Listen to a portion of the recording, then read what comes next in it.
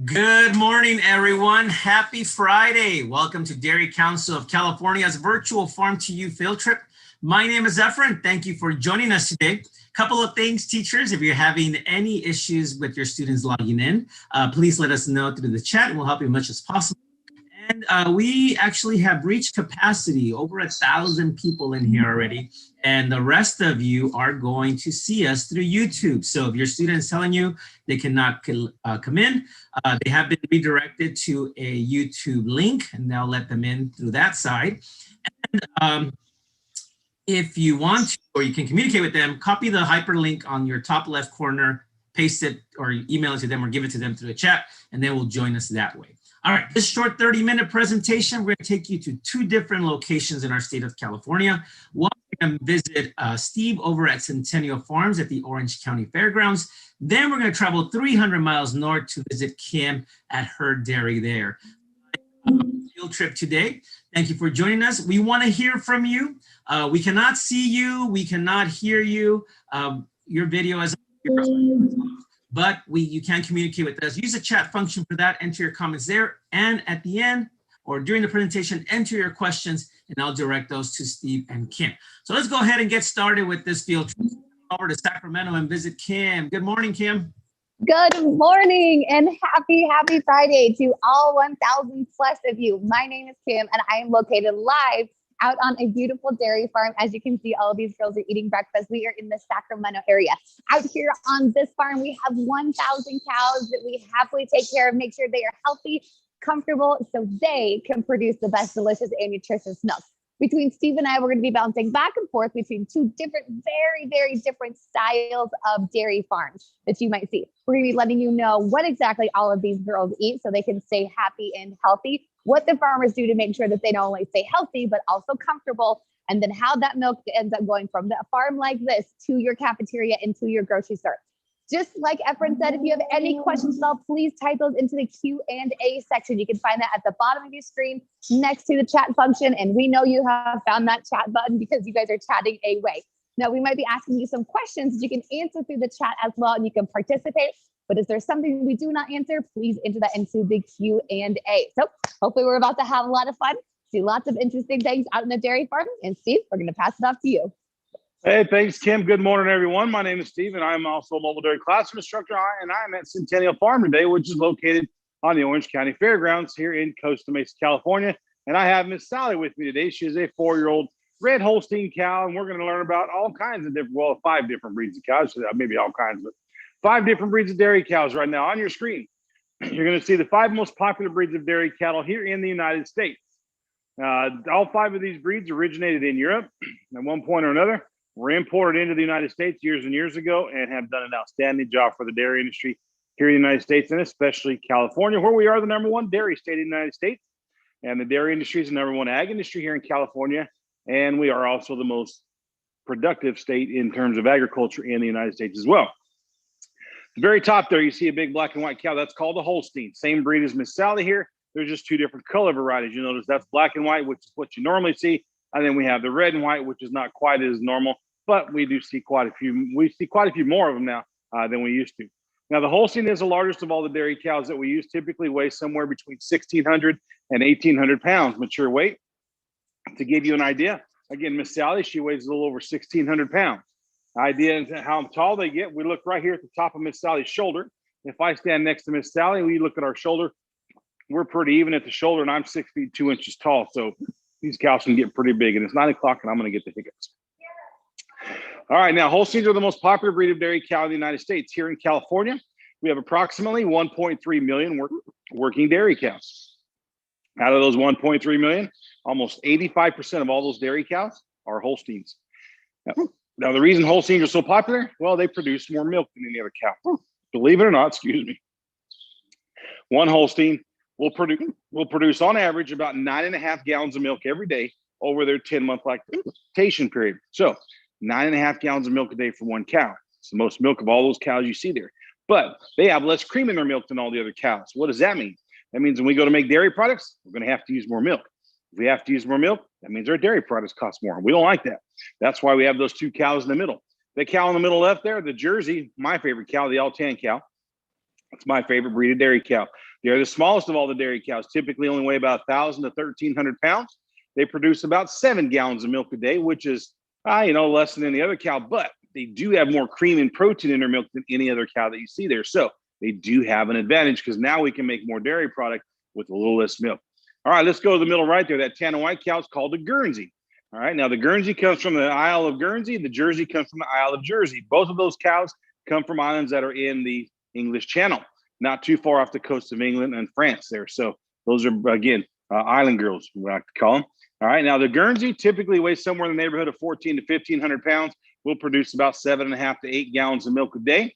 And they are good, very good cream producers. Not quite to the level of a Jersey, but still very good. Probably the second most heavy in terms of cream content. Now, we go to the bottom left there, we see that red and white cow. That is called an Ayrshire, comes from England. Pretty good sized cow, 1,500 pounds or so, maybe a little more. Milk production somewhere in that 8-gallon range, and then they're pretty decent cream producers as well. And then we go to the bottom right there, and we see a brown cow called the Brown Swiss, comes from Switzerland. Big cow, 1,600 pounds plus. Typically, our bigger cows make more milk, except for the Brown Swiss. They throw the curveball at us. Typically, only going to make about 7.5 gallons of milk a day. So for a big cow, not a whole lot, and that maybe average at best in terms of cream content. All right, let's switch gears. Go talk about the basic anatomy of a cow. What are all the body parts? Now, did you know cows have 207 bones? That's right, one more than a human. So we'll start up here at the front of the cow with her big old noggin. Now, a cow like Miss Sally here, her head's going to weigh about 45 pounds. She has 2 ears, 2 eyes, nose, mouth, chin, forehead, 2 cheeks, eyelashes, eyebrows, hair, whiskers, and she does tend to drool from time to time. Now, if you'll notice, her eyes are set down on the side of her head. Why is that, you might ask? Well, cows are prey animals, so they need to be able to look out for predators all the time. In order to do that, they need a very large field of vision. So if you think about it, maybe you've kind of done a little bit of math from time to time throughout the year. A full circle is 360 degrees. A cow's field of vision, 270 degrees. All right, so they have a very large field of vision that allows them to see all the way around. Okay, now, to give you an idea, it's basically a big triangle with a cow here towards the bottom in the middle, and then that allows them to see everything from that bottom back corner there all the way up to the front there, so she can see what's going on. Now, her nose plays 2 very important roles for her as well. Number one, the prey thing. Okay, if she's laying out in the field with her friends, she can smell things. If the wind is blowing right, she can pick up a scent from a couple miles away. So if she smells something she doesn't like, she signals to the other cows. They get up, they go somewhere where they feel safer, and then they can go and kind of carry on about their day. Now, her nose also plays another very important role because cows do not sweat the same way humans do. Very little sweat on their body. So what we call evaporative cooling does not benefit the cow. 90% of all their sweat or perspiration comes from the end of their nose. So right now, it's not too bad. It's only about 67 degrees or so. Okay, but there's a little breeze comes through the barn, so her nose isn't too wet. But if we come back here when it's, say, 85, 90 degrees, and it's a little bit humid, as it tends to get here close to the beach, well, her nose is wet and drooling everywhere. Now, her ears play 2 very important roles as well. Again, number one, the whole prey thing. She can hear sounds from a couple miles away. So again, if she's laying out with her friends, she hears something she doesn't like, they get up and go somewhere else. And that also helps pull heat away from the cow's body, just like a radiator pulls heat away from a car's engine. Same thing, pulls the heat away. As the air moves across the cow's ears, it helps bring that body temperature down and keep it as close to normal as possible. When cows get too hot, they don't want to get up. They like to lay down a lot, and we like the cows laying down, but we also want them to get up and drink and eat and do their thing. When it's too hot, they want to lay in the shade. They don't want to get up to eat. They don't want to get up to drink. They don't want to have to walk to the milking parlor. So we need to make sure we maintain our cow's body temperature as best as possible. Now, in her ear, you see a big yellow tag here. We call that an ear tag. All right. Now, that's basically for identification purposes, and that's all we use it for. Why do we use it? Well, here in California, the average size of a dairy, 1,500 cows. Now, here at Centennial Farm, there's only 4, and they all look different, so we can name them all if we really wanted to. She came with that tag from the dairy, so they just left it in there. Now, if we were to go up to where Miss Kim is today, there's over 1,000 cows there. They're all Holsteins. They all look alike. So can we tell them apart just by looking at them? Now, could we name them and tell them apart? Not most likely. So that's why we use those ear tags. Miss Sally's number, 12759. Now, her neck comes right behind the back of her head. Very strong neck, can move that head around whenever she wants. Her neck ties right into her spine. We also call that the backbone. From time to time, very important for a cow to have a strong spine. That is what helps support her body weight, along with a few other things. Then we come up here to the front. We have her shoulder. A little further down, it's kind of the bicep, tricep area. And then we come down here into her forearm. Now behind the forearm, bicep area, we have a little joint there like we have the elbow. A little down below that is the knee. And we get right here in the middle. 13 bones here on the right, 13 on the left, for a total of 26. Those are her ribs. Do we have ribs? We do. Where are they? Right here in the middle. Are your ribs important? Yes, they are. Number one, they protect your internal organs, heart, lungs, liver, kidney, stomach, all them squishy parts got to be protected. And number two, they give you structural support so you can stand up straight and not be a big jellyfish. All right, a little further back, we run into a big bone right here. And the most popular question I tend to get when I go to schools is, Mr. Miller, what's that big old bone on the side of the cow sticking out for? Well, take your hands, put them right here where your waist is. You're going to feel two little bones, start with letter H. What are those? Those are your hips. This is Miss Sally's hip. Why are her hips so large? Well, she's a large animal, 20 or 1,600 pounds. Okay, she's got a lot of weight to support. But why do they stick out to the side the way they do? Well, think about this. When she is producing milk, now she's not right now. She's what we call a dry cow. We'll get into that later. But when she does produce milk, Miss Sally is an extremely good producer. So she may have at any one time 40, 50, maybe even up to 60 pounds of milk in that udder. Okay, so when she walks, that big udder is going to hang down. And as she walks, it moves side to side. So those hip bones sticking out to the side like that actually give that cow some stability and balance. Same thing goes right here with the cow's pelvic bone on the back end of the cow. It works with the hip for stability and balance. And then we get back here on the business end of the cow, and we have her tail. Okay, what is the tail for? It's a built-in fly swatter. She'll swing that thing around when flies are bugging her, and that way she can get rid of flies as well, which is very important. Underneath the cow, we have her udder right here, spelled U-D-D-E-R, and that is where she makes all of her milk. So it's a very important part of the cow.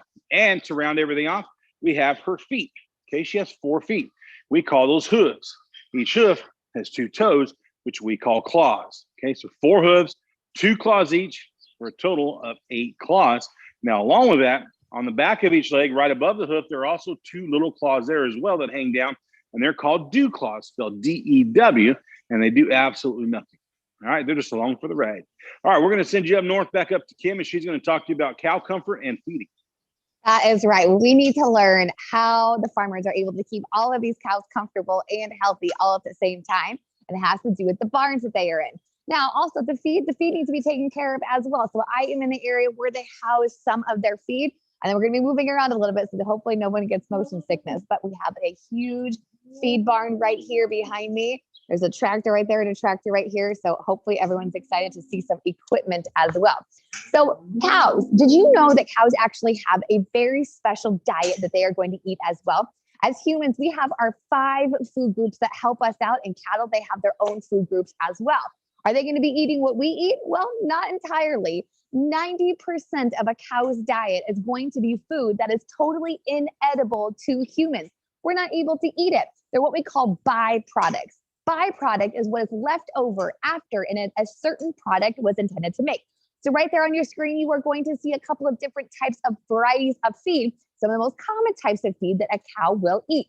So your bottom left and your bottom right, we have soybean meal and canola pellets. Both soybean and canola, as humans, we use that for oil, for cooking. So canola oil and soybean oil, well, that is what is left over. So that soybean meal kind of looks like sand. The canola pellets, what is left over, they compress it together and it kind of looks like little broken pieces of pencil. So the top right is going to be corn. It is not the same variety of corn that we're going to find in our grocery stores, and not corn on the cob. It's a different variety entirely. That corn, they actually take a whole corn kernel, they steam it, they roll it very flat, and they dry it. So it's like a little mini corn chip, or like a tortilla chip a little bit. And then the top left is going to be almond hulls. Now, what is an almond hull? Well, we all know what an almond is. California grows a ton of almonds. It is one of the top 5 agricultural commodities in California. Well, the almond grows on the tree, but the almond grows inside of a shell, and then the shell is in the inside of a hull, H-U-L-L.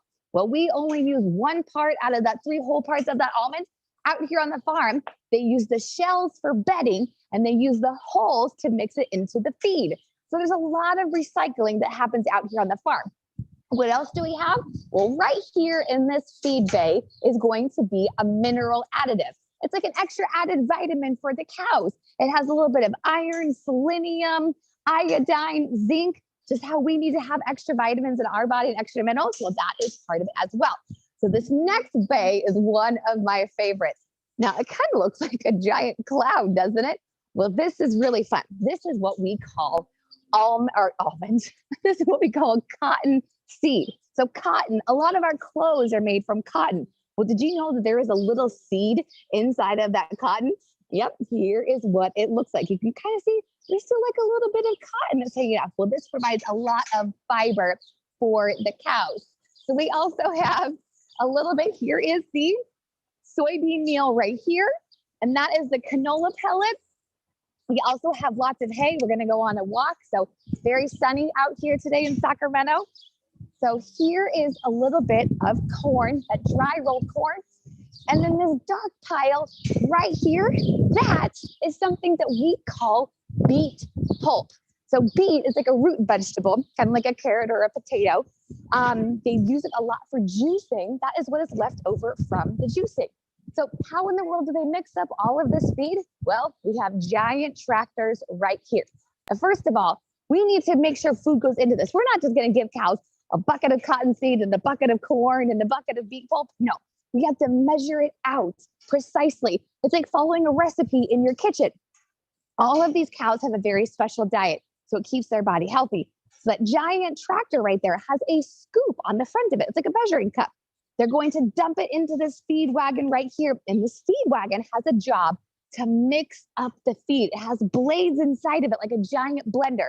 Now, it's not going to just pulse it until it looks like a powder. It's just going to gently mix it up. So when the cows reach down to grab a bite of feed, they're getting a little bit of everything inside of that bite that they need to. So this trailer right here, once it mixes it up, it's called a TMR, a total mixed ration. Let's go see. Oh, there's a pile of a total mixed ration right over here. Let's walk over and see what is inside of this ration. Oh, we can't forget, what else do cows eat? Hay. That's a little bit of hay right here. So let's see what is inside of this total mixed ration. Oh, we're getting a little crooked. Let's fix this. Okay. Oh, here is that almond hull. It's a little bit soft. There we go. Here is some cotton seed that is in this mixture. And then here is that canola pellet.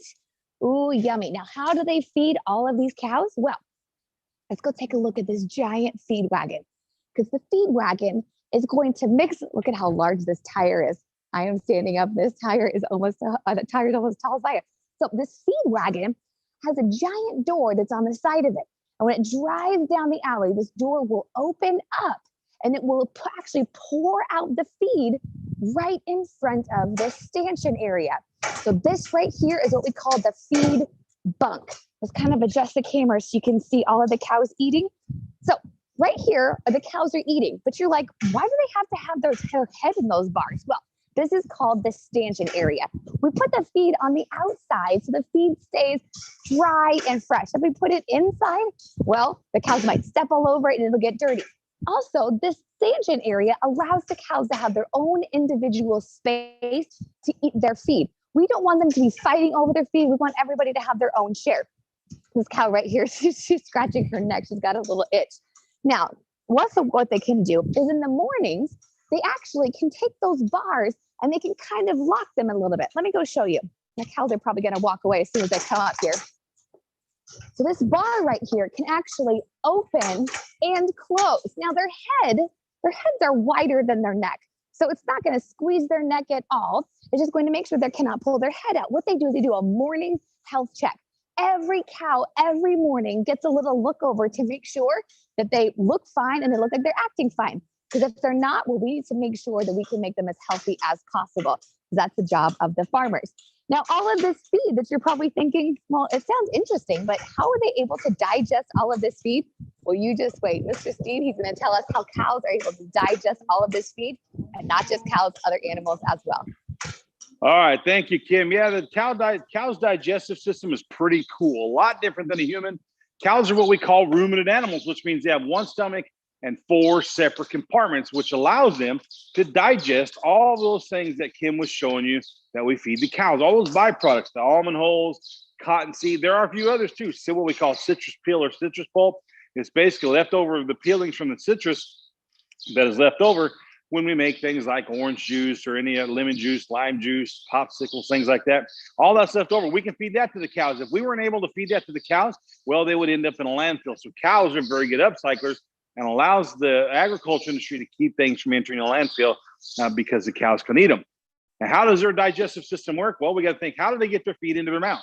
Cows don't have hands, so they use their tongue. It's a very long tongue, about 12 to 14 inches, very rough, just like a piece of sandpaper.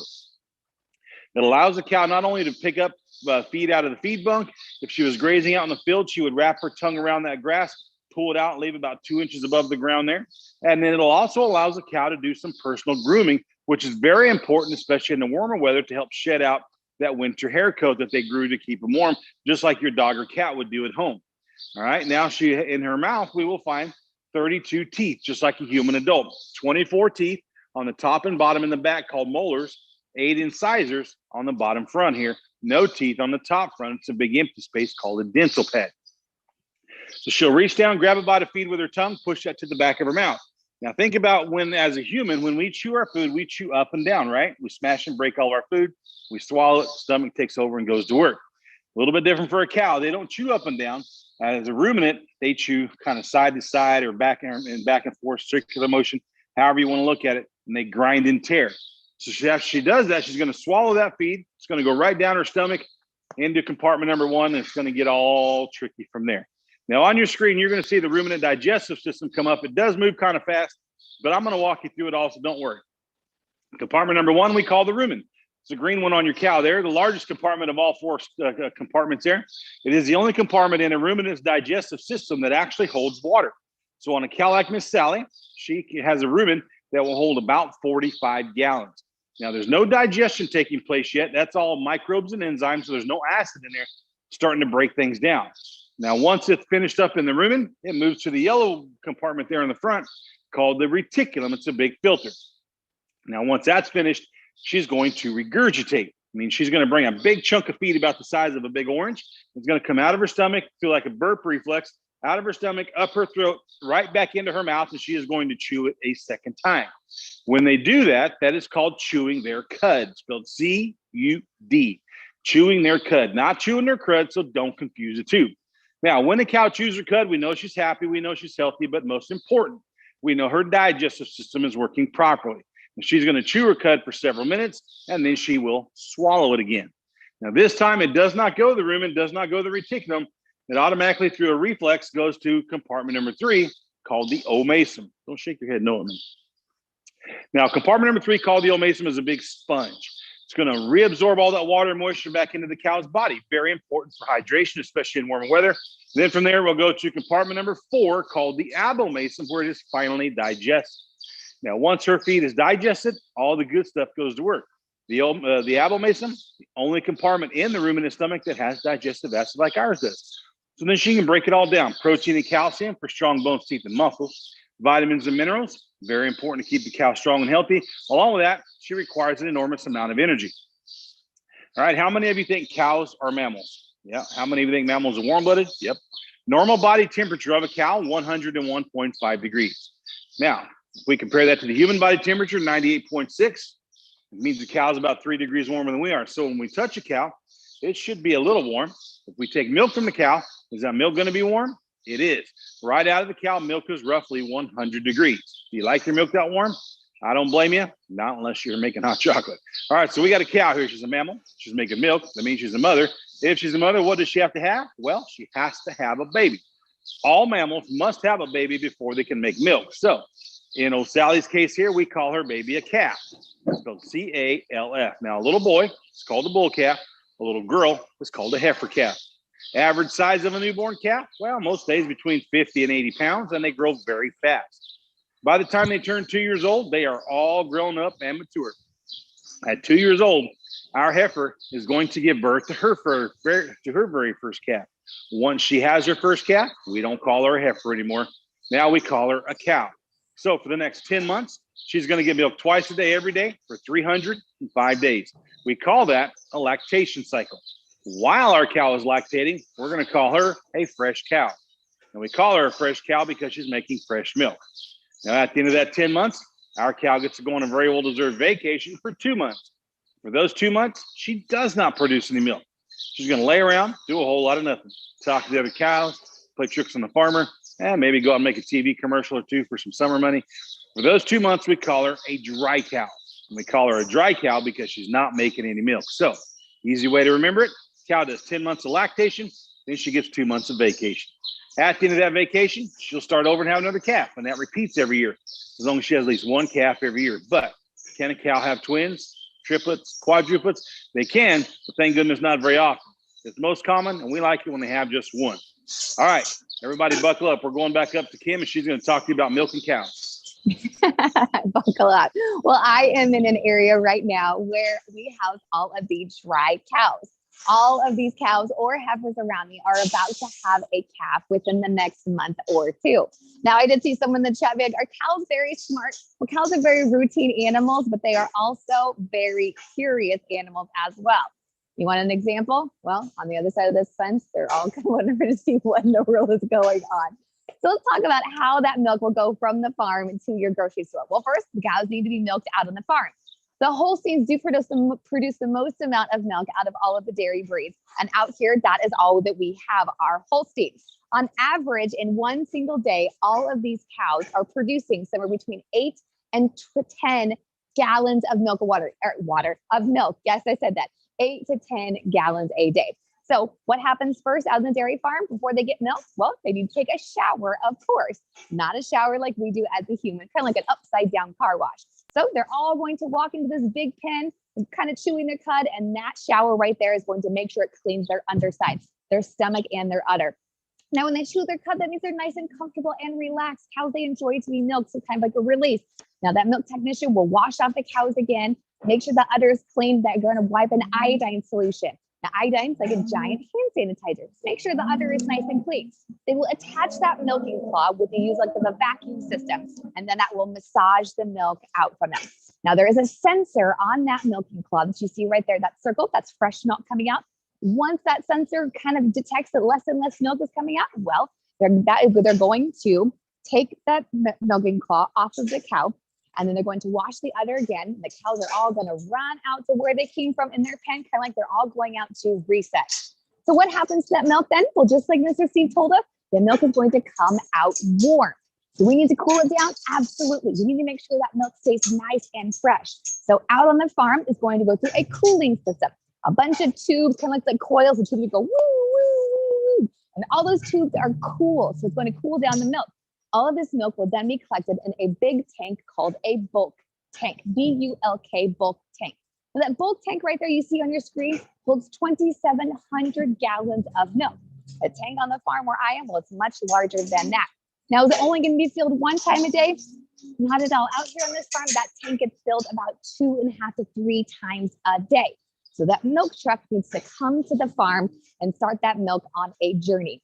Now, that milk truck right there is like a giant thermos. It will continue to keep the milk nice and cool because that milk truck will take all of that milk to what we call the creamery or the processing plant.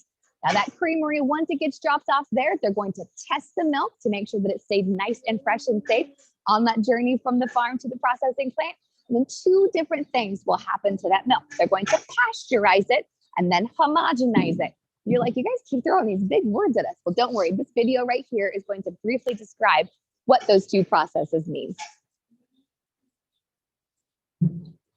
At the processing plant, milk is pasteurized, pasteurizada, and homogenized.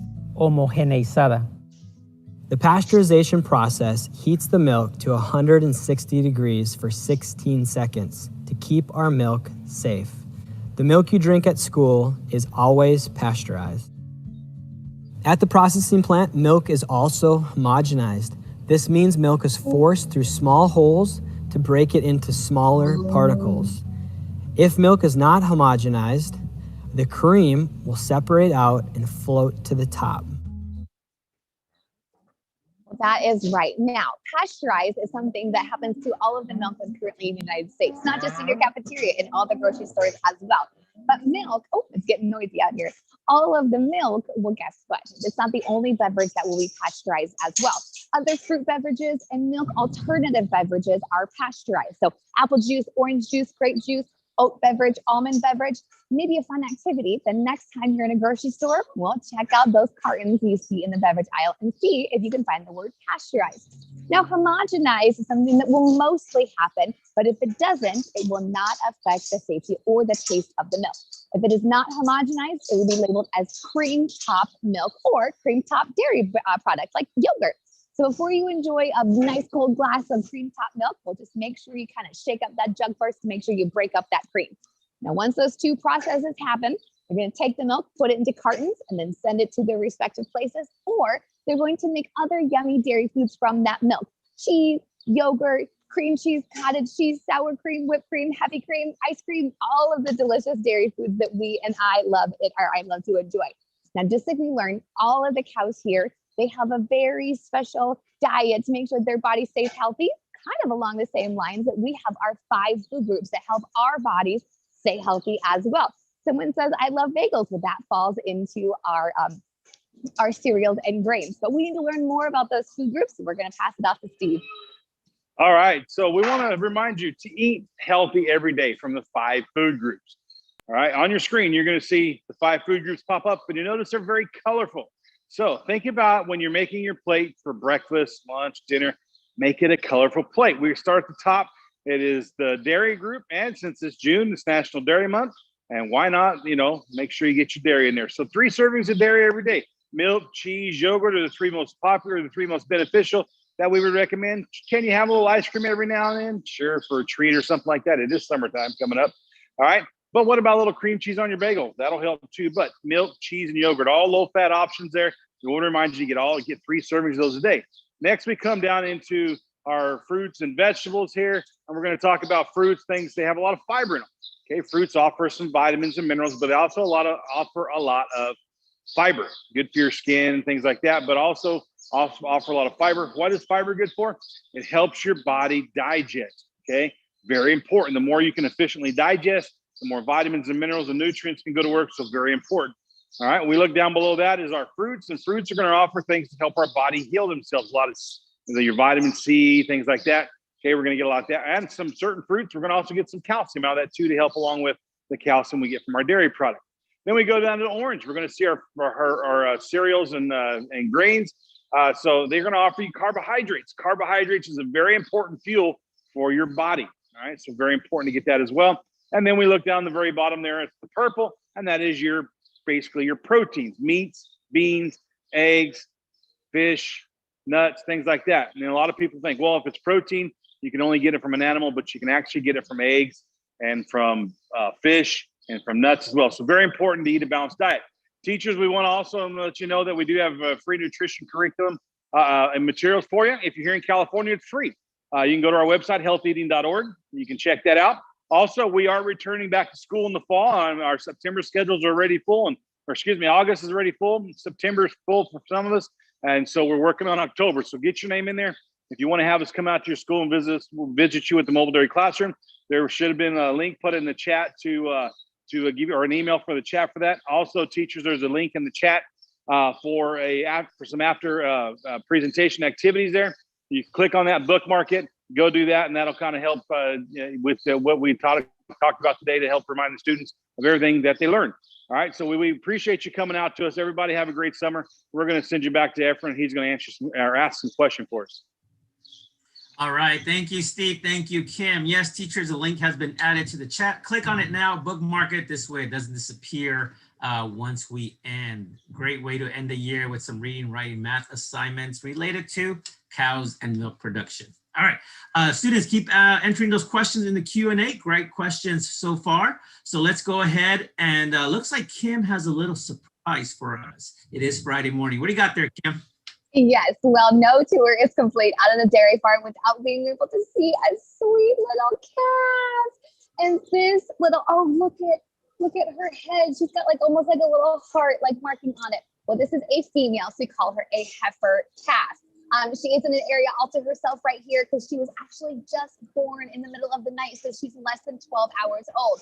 So the mother all cleaned her up, but we want to make sure that the farmer and the veterinarian get to check her out to make sure that her start of life is as successful as possible.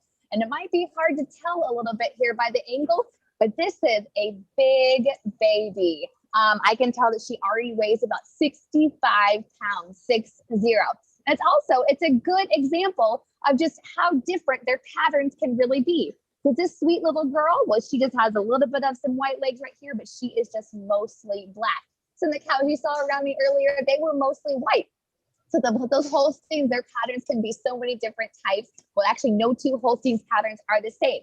Is she going to gain any more white spots? Not at all. The pattern that she does have will just grow with her body. So she is very, very cute, and she's very, very soft as well. I wish you all could reach through the camera and kind of pet this baby calf. So looking forward to a lot of questions, Efren. Looks like we have quite a few in the Q&A box. Yes, let's go ahead and get started. Well, you answer the one, are the spots going to move or change? They're not. But a question that also came in is, will it change color? Will it go from black and white to brown? That is a very excellent question. That would be kind of fun, but unfortunately, no. They're not going to change colors or kind of change breeds at all. So usually the different colors signify like a different breed. So we saw the 5 breeds that Steve introduced us to. And out on this farm, we only have Holsteins. We actually have 2 red and white Holsteins, just like Sally you saw right there. But no, she's not going to change any colors at all. She's going to stick with her black and white Holstein. All right. We always get this question a lot. When you were showing and talking about the milking, the video, we saw some red liquid on the outside of the udder. Some people think that that could be blood or you're hurting the cow. What is that red liquid and why do we use it? Excellent question. So that red liquid is what we call iodine. And iodine is it's like a natural, like kind of like sterilizer. So it's like hand sanitizer. It's like soap for the udder. We want to make sure that that udder is as clean as possible. All of these cows are kind of outside. There's lots of organic matter. So before they get milked and after they get milked, that iodine solution is kind of wiped on and then wiped off clean, just to make sure that that udder, again, stays nice and clean, not just for the milk, but then also for the cows as well, because sometimes that could cause like some health problems. We don't want any of that. We want to make sure that the cows are safe as possible. Awesome, thank you. All right, let's head over to Mr. Miller. Steve, Yes. how many machines do we usually have at the dairy? So there you have a small milking parlor. How many machines do you have there? And what is the biggest milking parlor that you know of? Well, here at Centennial Farm, they just have what's called a 2-stall tandem parlor, which is one cow right behind the other. So it's just 2 machines. But, I've been on some dairies. I think the largest one I've been on would have been up in Lindsay area, Tulare area. And they've got 180. At that time I was there, they had 180 cow rotary, which is basically a big merry-go-round that holds 80 cows. And they were working on installing a second one. So they would be able to milk 160 cows at a time. Awesome. What is the average lifespan of a dairy cow? How long do cows live? Typically, average lifespan of a dairy cow can be about 8 to 10 years. However, it is not unheard of. I know like one of our instructors, he's got some cows that are pushing 15, so it does happen. As a matter of fact, years ago, one of the cows I used, Miss Justine, the Dairy Queen, we called her. She was a little Jersey cow. When I used her, she was 13 years old. She lived to be 16. Good age for a cow. All right, let's get back over to Kim. Kim, when that cow is ready to give birth, how do we know when she's going to have her baby? And do you guys take her to a special place for her to give birth? Yes, absolutely. So we know the gestation period of a cow. So gestation period means how long she is going to be pregnant with that baby calf for. So it's just a little over 9 months. Towards the last end of their gestation period, their body will actually shift energy and stop making milk. Just like Mr. Miller told us, there's what we call a dry cow. So the last 2 months of their pregnancy, they will actually stop making milk. So where I was before we came over to the baby calf, that was what we call the dry lot or the maternity pen. So maternity pen is that we know that all of the cows that are in there, or heifers, meaning the first time moms, they are all going to have a calf within the next month or 2. Also, in case if we don't really know, we can also get a veterinarian to come out, kind of do like an ultrasound and let us know what that calf looks like and about how far along that cow is in her gestation period. A lot of technology is used out here on the farms. Awesome. All right, Mr. Miller, we all know our nursery rhymes like Little Miss Muffet eating her curds and whey, and how about that cow jumping over the moon? But Can cows really jump? Are they athletic? Well, believe it or not, you see Miss Sally standing here, her all 1,600 pounds of her glory. Believe it or not, when she is motivated enough, they can do things that you would not imagine that they could do. I've seen a cow this size clear a 5-foot fence and not even touch it. So you get some every now and then. They're a little wiry, and yeah, they'll do it. But like a cow like Miss Sally, she's not going anywhere. But we do have some that are a little bit goofy, flat out crazy. Sometimes even just close to being outlaws. I mean, if there's a gate, they're going to go through it, and they're not going to go around it. You don't even need to open it. They'll just open it for you. Right. So it can get kind of crazy. All right. A big question that we're getting: why do we drink milk from cows? And do we have other animals that make milk? And do people drink milk from other animals as well? Well, people do drink goat's milk. Some people in some countries, especially like Greece areas like that, they drink a lot of sheep's milk. We drink cow's milk simply because, number one, it has a lot of nutrients to offer us, but cows produce so much extra milk. We look at a cow like Miss Sally here, she's going to make 9.5 gallons of milk a day. Her calf cannot drink that much milk at all, not even close. So that is why as humans, we're able to take cow's milk because they produce so much extra. Awesome. Well, thank you. Thank you, Steve. Thank you, Kim. Great job in teaching us everything there is to know about milk and where milk comes from. Here at Dairy Council is not just about teaching you where our milk comes from and reminding you about the dairy industry out there, but reminding you to eat healthy, just like Steve mentioned, from 5 food groups. Visit our website, teachers at healthyeating.org. Join our movement. Let's eat healthy. We have everything you need to teach your young students healthy eating habits. We want to support you in that goal. Students, it's about eating your 5 food groups, your fruits, your vegetables, all of your vegetables. We need those, that fiber, your cereals and grain, your protein, your dairy, and of course, exercise. For those of you nearing summer vacation, make sure when you're at home, lay off that TV a little bit, go outside and run around, burn some calories. Well, I hope you enjoyed our virtual field trip. We're nearing the end, only 2 more days to go, and we'll be back at schools. Like Steve mentioned, if you're interested in having a live cow visit your school for free, let us know. We'd be more